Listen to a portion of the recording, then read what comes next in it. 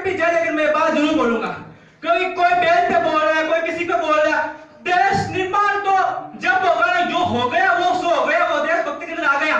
आगे हम क्या करेंगे, आगे हमारा देश किस प्रकार से बढ़ेगा, बात करूंगा उस पर। लेकिन सबसे पहले, क्योंकि आज बात जब देशभक्ति की आ रही है, नमन करता हूं मैं मेरे गुरुदेव जिनको आदर्श मानता हूं, और उनके आदर्श पूर्व की मैं आज बोलना सीखा हूं, पढ़ाई में सीखा हूं। वीर शिरोमणि महाराणा प्रताप जी, जिनको सब आप अच्छे भली तरीके से जानते होंगे। इस देश को आजाद करवाने के लिए ना जाने हमारी लाखों बहनें माताएं विधवा हो गई, लाखों बच्चे अनाथ हो गए। मैं नमन करता हूं देश के राष्ट्रपिता महात्मा गांधी जी को, मैं नमन करता हूं शहीद आजम भगत सिंह को, मैं नमन करता हूं राजवीर को, मैं नमन करता हूं सुखदेव को, मैं नमन करता हूं वल्लभ भाई पटेल को, मैं नमन करता हूं सुभाष चंद्र बोस को। इन सबसे क्योंकि जब हमारा देश उन गुलामी की बेड़ियों के अंदर टकरा रहा था, तब उनके अंदर एक साहस था, उनका एक सपना था कि हमारा देश आजाद होगा। हमारे देश के नागरिक जो आज मजदूरी से जकड़े हुए, वो कल अपने बच्चों का सुनहरा भविष्य बनाएंगे। देश भी आजाद हुआ, उनका सपना भी साकार हुआ, लेकिन जो उन्होंने सपना देखा था कि हमारे देश के नागरिक अपने बच्चों का भविष्य बनाएंगे, इस देश की सत्ता पर हमारे बच्चों का अधिकार होगा, शायद तक वो सपना कहीं ना कहीं आज भी अधूरा रह जाए। जब अपनी माँ की गोद में होते, हम अब घर में जन्म लेते, तो उस समय सपना देखते हमारी माँ, हमारे पिता, हमारे दादा, हमारे नाना, हमारी नानी कि मेरा बेटा, मेरा दोहिता, मेरा पोता बड़े होने के बाद शिक्षक बनेगा, मेरा बेटा बड़े होने के बाद ग्राम सेवक बनेगा, मेरा बेटा बड़े होने के बाद गांव का सरपंच बनेगा, इंजीनियर बनेगा, इस देश के लिए वो कुछ करेगा।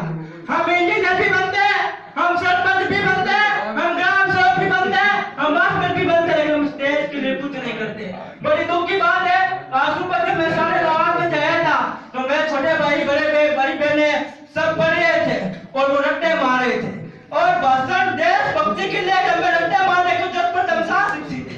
यह तो पहली दूसरी बात देशभक्ति क्या है, सबने बोल दिया राष्ट्र निर्माण की बात हो, ये छोटी परिभाषा लेके आए कि ये राष्ट्र निर्माण है, वो राष्ट्र निर्माण नहीं है।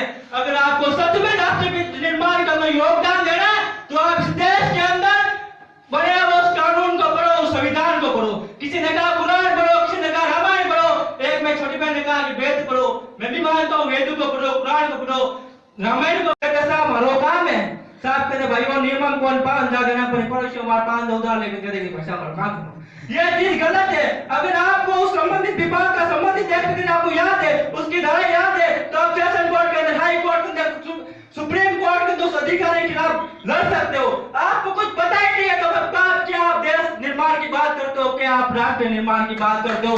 मैंने हमेशा से बचपन में जब मैं 5वीं क्लास में था, तब से मेरे पिता ने कहा था बेटा तुझे हिंदी अंग्रेजी तो पढ़नी है, साथ में इस देश का कानून पर, क्योंकि स्कूलों में मात्र वो रट्टे रटाए जाते हैं जो केवल हमें एमएससी बीकॉम बीएड की डिग्रियां दिला देते हैं, क्योंकि डिग्री मात्र एक फॉर्मूला है। कॉम्पिटिशन के लिए हम जाते हैं ना, तो कोई व्यक्ति कहता है तो कॉमर्स लेवल नहीं हुआ, तो सिलेक्शन को नहीं आया, कुछ बड़ा मतलब आगे, ऐसा नहीं होता। बच्चों पढ़ने के लिए आप सबको इस देश के अंदर ऐसे बहुत सारे कानून है जिनकी आपको जानकारी होनी चाहिए। उनकी जानकारी होगी तभी जाकर आप एक सुनहरा राष्ट्र निर्माण का सपना देख सकते हैं। ज्यादा कुछ नहीं बोल रहा हूँ कि मैं यहाँ पे ना तो कोई प्रतियोगिता जीतने के लिए आया हूँ, ना मैं बात नौका में फर्स्ट रहा था, तो अच्छा बड़ा प्रोग्राम था, लेकिन मैं सोचता हूँ मैं फर्स्ट सेकंड के नहीं आया, मैं तो बस ये कहने के लिए आया हूँ कि जो मेरे भाई और छोटे बड़े भाई बहन है, अगर रियल में उनको राष्ट्र हित में योगदान स्कूल से शुरुआत करें, अपने 4-5 दोस्तों को जोड़ने के बाद यदि आपके साथ कहीं पे अन्याय हो रहा है, तो आप सर्वप्रथम उस अन्याय के खिलाफ सड़क पर अपनी आवाज को बुलंद करना सीखे। बाबा साहब डॉक्टर भीमराव अम्बेडकर ने कहा है कि बड़ा शिक्षित बनो, संगठित बनो और संघर्ष करो। जब तक हम अपनी आवाज को सड़क पर बुलंद नहीं करेंगे, जब तक हम अपनी आवाज को उन सत्ता के कानों तक नहीं पहुंचाएंगे, तब तक हमारा भला होने वाला नहीं है। किसी ने कह दिया कि वहां पे जो अफसर नहीं सुनते, नेता नहीं सुनते, वो नहीं सुनते, कहां से सुनेंगे? उनको पता है हमारी प्रजा कमजोर है। अभी कुछ दिन पहले किसान मोर्चा आंदोलन किया था, 1-1.5 साल तक आंदोलन चला था, बीकानेर में 4-5 भाई बैठे थे।